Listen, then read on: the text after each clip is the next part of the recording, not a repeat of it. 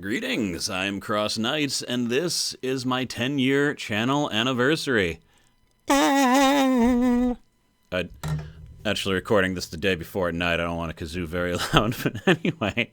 What I decided to do was do a live stream of Vampire the Masquerade Bloodlines, a game that so many people have wanted me to play again with a different character.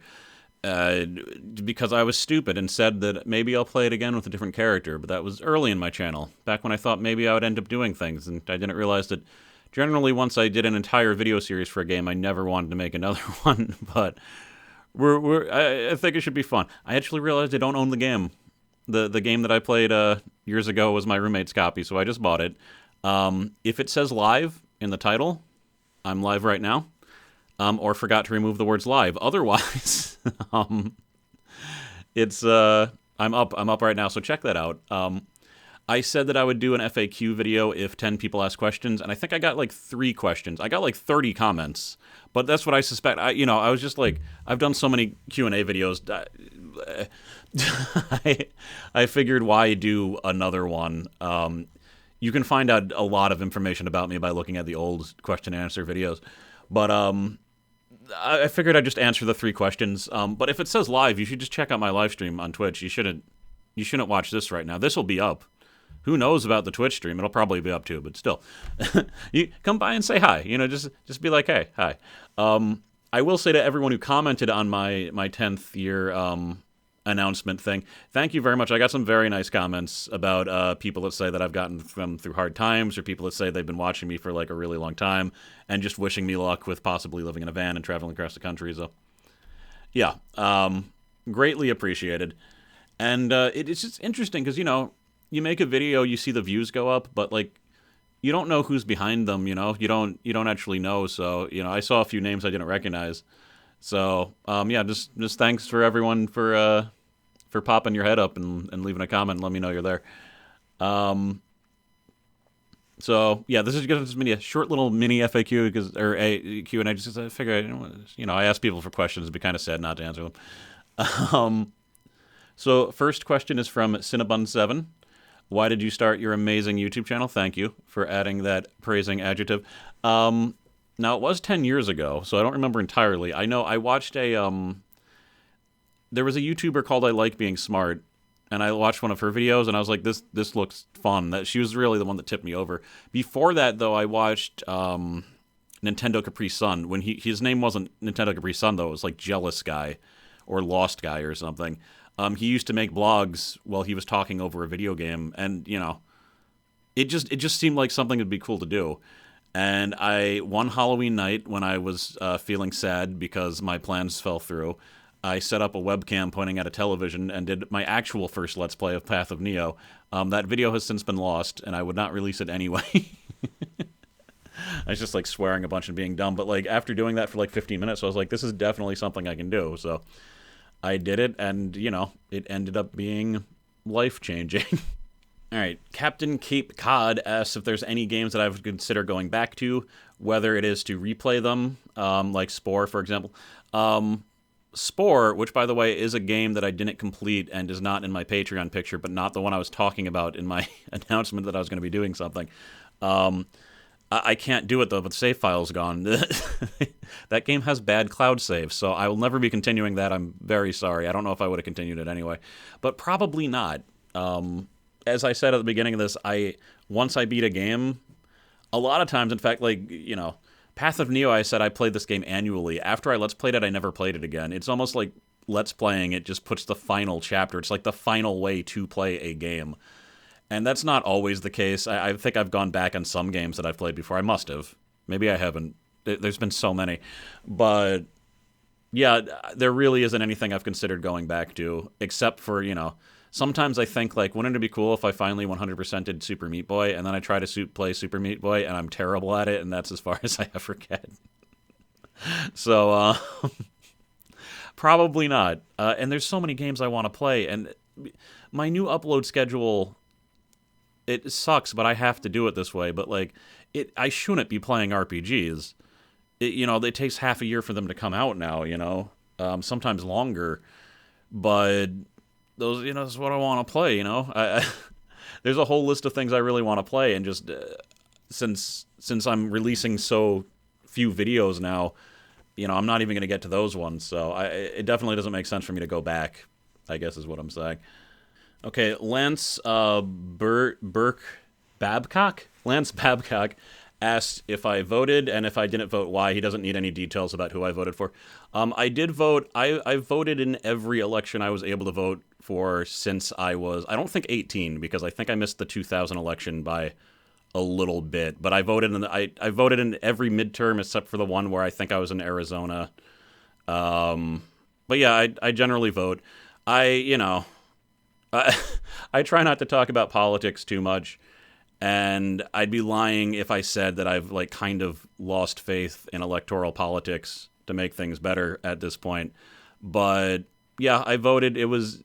Here's the thing though, there's never been a presidential election that I didn't vote in. But one, I'm in New York. My vote doesn't matter for the presidential election. If it wasn't for the mail-in ballot, I don't think I would have gone to vote this year. We've been very careful while we're living with 203's parents to not infect them. So, considering there was no close races in my district, and since I'm in New York, the Electoral College makes it so that my presidential vote doesn't count. I don't think I would have risked it this year, but 203's mother was really diligent about getting us all mail-in ballots, and so we voted at least 2 weeks before the election happened, which kind of felt weird. But yeah, that's it. Yeah, thanks for the question. All right, Dakayu, he's been around for a long time. So far, what is the favorite LP you have done on this channel? Share some of the famous gaming moments you have in the his favorite is Cave Story, that means you've been around for a very long time, unless you went back, because that was my second ever LP. Evil Genius is one of my most popular LPs, and it really was one of the most fun to make. I just downloaded a game called Dungeons 3, and I'm wondering, is that Dungeon Keeper? I got it for free off Epic Games. It might still be free on Epic Games. I maybe not, though. I think I might have just changed. But it was just allowed me to be so creative, and because I was so familiar with the mechanics, I was able to do cool things like the Flaming Salad Bar and the Bee Hotel, the things that really made it feel like I was doing something special. So I think Evil Genius. Now, again, I have thousands of videos, I think almost 3,000, maybe over 3,000.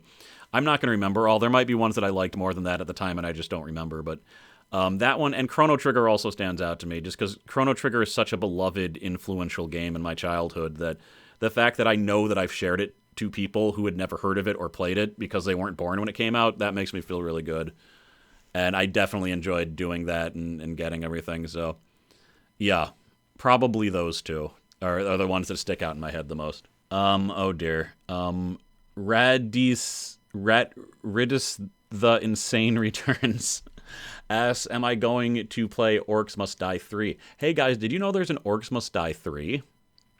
I didn't until a few months ago. The thing is, it's a Google Stadia exclusive. Do you know about Google Stadia? Basically, the answer is yes, but not until it needs to not be an exclusive on Google Stadia. I think that'll be a year from now. Then I'll play it. It's not getting good reviews, however, compared to the first two. So maybe let me change that. There's a chance I will not be playing it if it's actually bad enough. I don't know if I can trust the reviews. It could just be people rebelling against the fact that it's on Google Stadia. That's the type of thing that happens. But yeah, if it's at least as good as 2, totally. And if it's co-op, maybe I'll be able to wrangle Cube to playing it just like he did with the second one. But great game series. All right, and final question. This is from Mad Max. How has being a content creator influenced your life over the last 10 years? What are some of the biggest things you've learned? Now, I know I missed a question here because I remember seeing a different question. So now I'm going to have to look back to make sure I didn't miss even more questions. I am a much better speaker than I was when I started this, to the point where, God, I wish I had done something like this in high school. College would have been better if I could speak. I'm able to speak to people better. My command of language has increased vastly. People when I was younger always said that I was well-spoken, but I was just too shy. But just being able to speak so easily and having such quick access to my thoughts and expressing it through language it makes it easier to talk to people even if you're nervous, just because you can have access to those words right away. So that's probably the biggest change that's been made. And I mean, what are the biggest things along around the way? I think if you're trying to do a creative endeavor and you just keep on obsessing over and being like, it's not perfect, like I have to do this before I do this, just do it. Let the creative endeavor be bad. Let it be unfinished. Let it be not entirely prepared. Because if you just wait and wait and wait to do it, it may never get done. And having a failed project is better than having no project. Massively better. In some ways, it can be better than having a successful project. So, I'm always trying to change how good the channel is. I still mess up. God, those Hades videos. I mess up the sound on most of them. There's really no excuse for that. Like, either my voice is too... It's really, my voice will be fine, but then the audio will be too low, and the audio is really important to that. So, the aspects ratio on my video, I didn't fix them for, like, 4 or 5 years, so they just look dumb. Well, they just look small. They're smaller than they should be, But I just did it. I went ahead and did it, and I'm glad I did that. So, I'd say that's the biggest thing I've learned, was to just try crazy things. Like the Ditonite blog things, I didn't know if that was going to work out. I thought it might have been really weird, but I was like, oh, let's try it. And then it ended up being probably the most unique thing still on my channel. There it is. There's the one I missed. Creator Link, how do you feel YouTube has changed over your 10-year career? It is way more about you.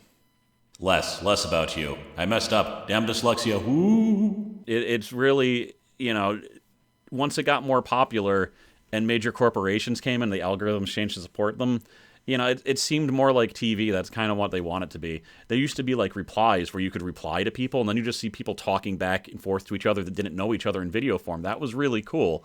But yeah, that's probably the biggest overall change. The other thing is the algorithm has caused certain genres to rise and fall, and the biggest one was Let's Plays. My success here is an accident. It's a code glitch that I just came on the exact right time, where YouTube was accidentally prioritizing all Let's Plays to an insane degree. And because of that, my videos blew up in ways that they can't anymore. And now I'm not going to say they're suppressing them, but they've changed the algorithm so that it's much harder for a Let's Player to get videos, especially because there's too many people doing it. There's too many people on YouTube, period. It's a much bigger pond. And, people are going to Twitch and doing other things. So, I can't really decry them because, their weird coding glitch caused me to get attention in the first place. So now that I'm no longer a guest, it's not really something I can cry about. That same glitch, like, completely screwed over the animation YouTubers. Like, that's how, the Game Grumps started. Like, Aaron Hansen was a animator, and he's like, I think he saw where the wind was going. He's like, let's try this. And then they blew up, like, instantly. And they changed the algorithm again to, like, now there's animation channels are popping up all over the place. So, yeah, that's the biggest things you see are the algorithmic changes. And then, like, what type of content is able to thrive because of those changes. But yeah, that's the main thing. It's the rising and falling of algorithm and the fact that it's more, I guess, mainstream, It's just more mainstream than it used to be. Which isn't necessarily a bad thing, but it had certain consequences. Okay, that's it. That was nice. It was nice and breezy. I don't know. I just felt like I should answer the questions that were asked, even though I said I wouldn't if I didn't get to 10. But I really do. Even like the people that didn't ask questions, I really appreciate your comments on this. It is nice. I am constantly sad. Well, I don't want to say constantly. I am frequently sad by how much little time I have to devote to my channel nowadays compared to before. But I've been in a very long-term relationship that's like half as old as the channel, that means it's 6 years. So why am I being weird with the math? I don't know if I have places to record. I have a job. I have this month I also have a side job where we got a side job helping. It's going to help us like pay for van expenses. So yeah, we've been like doing stuff every day. But I'm still setting aside this day to celebrate the channel, because 10 years, like, yeah, I gotta, I'm taking a day off. I do hope at some point to make the timeline video I talked about. I hope I have time to do that. I may never, though. I was going to start an entire second channel, which was a psychotic thought, and that never got off the ground. I did make the channel.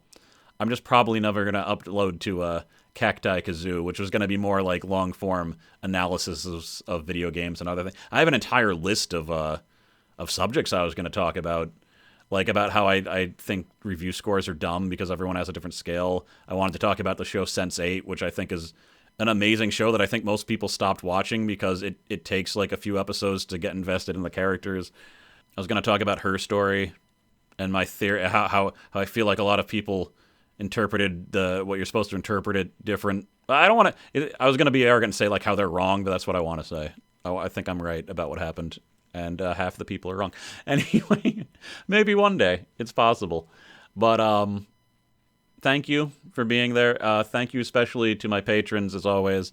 It really has been a help. It would, considering how busy I am and how hard it is to find time, it would be so hard to justify continuing the channel without just some type of support like that. So I greatly appreciate that, especially like during the pandemic where people have like lost jobs and stuff. Like, we're doing okay.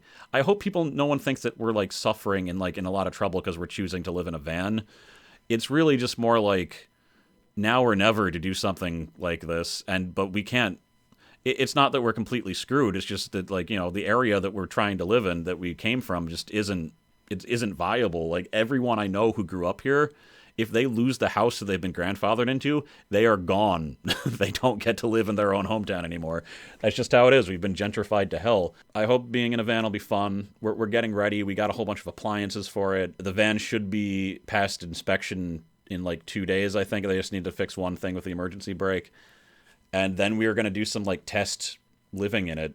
And hopefully we won't hate it a lot. But if we do, I guess we'll just be traveling across the country quicker than we thought and not camping as much. So it'll still work out. Well, this has ended up being longer than I wanted it to be. Thanks again. Hopefully you checked out the stream. If you're watching this after the stream is down, there should be a link to it so you can watch it. Hopefully there'll be some vampire-y goodness. And see you guys in whatever videos I do next. Later. Note, I'm not going to talk again in this video, but since I have an entire HOTS match in the background, I figure I'd show the end. All right, there we go. All right, bye.